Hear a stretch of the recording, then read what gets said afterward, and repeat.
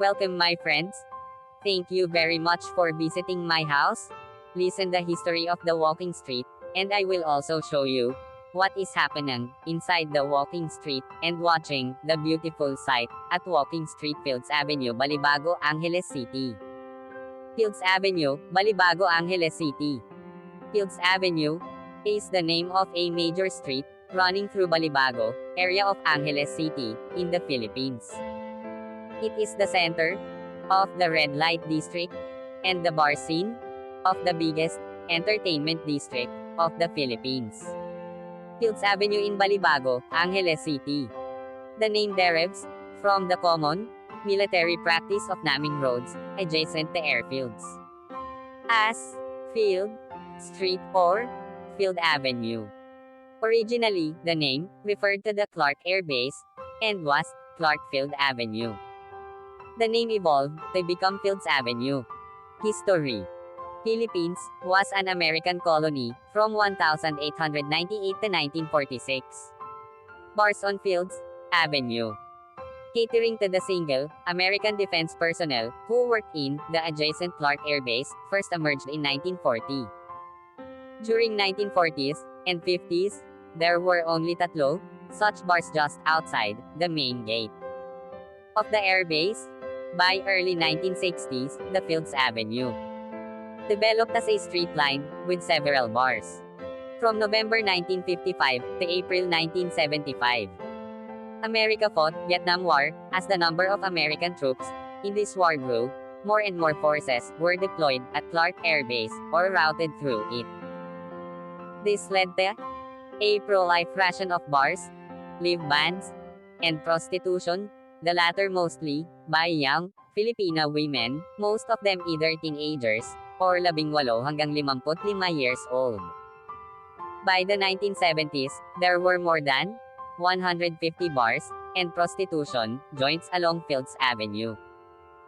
This led to a mushrooming of related ancillary industries in the vicinity, namely music bands, hotels, doctors, hairdressers, and money exchange transfer services. In its heyday, Fields Avenue provided direct or direct employment to nearly 20,000 Filipinos, including plumbers, electricians, and security guards. In the 1980s, though the American presence remained steady, the bars and prostitution shops continued to proliferate. Many bars and prostitution dens were owned by Americans, as well as local politicians, thus leading to a nexus between the locals, politicians, and American military and ex-military personnel. With the withdrawal of American Defense Forces from Clark in 1993, many of these establishments changed hands, but continued to do business. As Clark was turned into a special economic zone, SEZ, these bars and prostitution joints changed their clientele to suit their new customers, Japanese and Korean businessmen. Restaurants serving food from these countries began to appear, and signboards in these languages were put up. The period from 2000 hanggang 2010 saw further expansion of these joints as the area was relabeled as an entertainment district. While prostitution was officially banned, girls working here were simply redesignated as guest relations officers (GRO), and prostitution continued in practice.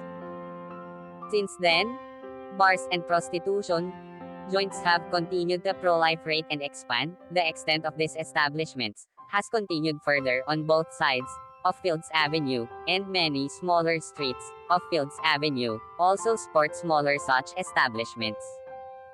In 2010, a section of Fields Avenue, at the end where it meets the MacArthur Highway, was named as Walking Street, mimicking Walking Street in Pattaya. This section was made pedestrians only, with road traffic banned from 6 p.m. to 6 a.m. People arriving by air either take a taxi direct to hotel or a jeepney to Main Gate Jeepney Terminal, located between the North SM Mall, Fields Avenue to south, and Bayanihan Park to east.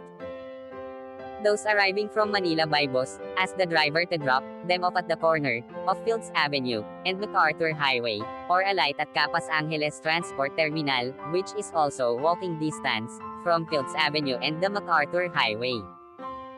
The presence of family-oriented activities on the other side of Fields Avenue, namely shopping malls, as well as activity centers in Clark Air Base, has led to a neat separation between the two.